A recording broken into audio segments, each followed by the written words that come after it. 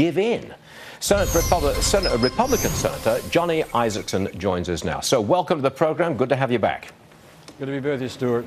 Trying to see how this thing's going to play out. Do you think House Republicans will back off and make some kind of a deal and basically cave?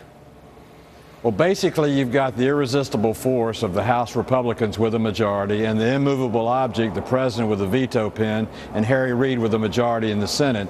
So it's 2 against 1 right now, and there's going to have to be some common ground, which just might lie in the looming debt ceiling as being what we move to. So I don't know who's going to win and who's going to lose, but I think the big fight's going to be over the debt ceiling. Given your druthers, sir, do you want House Republicans to back off now?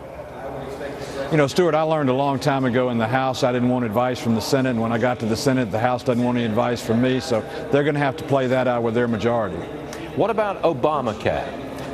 What House Republicans want is a 1-year delay, and that would put everybody on the same footing as big business. Why can't we get that?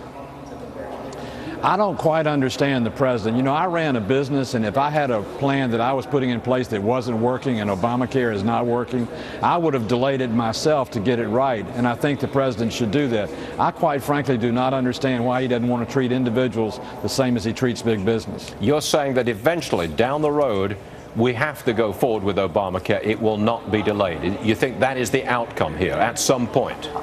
I think the outcome is it won't be delayed, but I think the reality is it's going to implode under its own weight within 3 years. I just think there are too many broken pieces, too many patchwork quilts that have been put together. Obamacare is a train wreck, just as Mac Baucus called it. Do you think that President Obama wants this shutdown?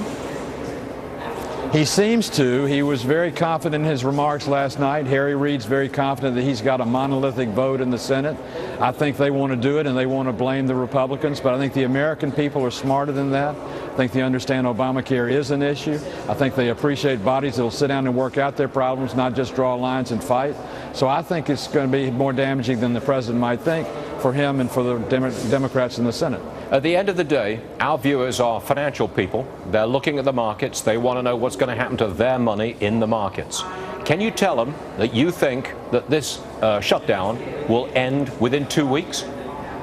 History is a great teacher, Stuart. The shortest shutdown in history is 1 day. The longest is 21. This one will fall somewhere in between.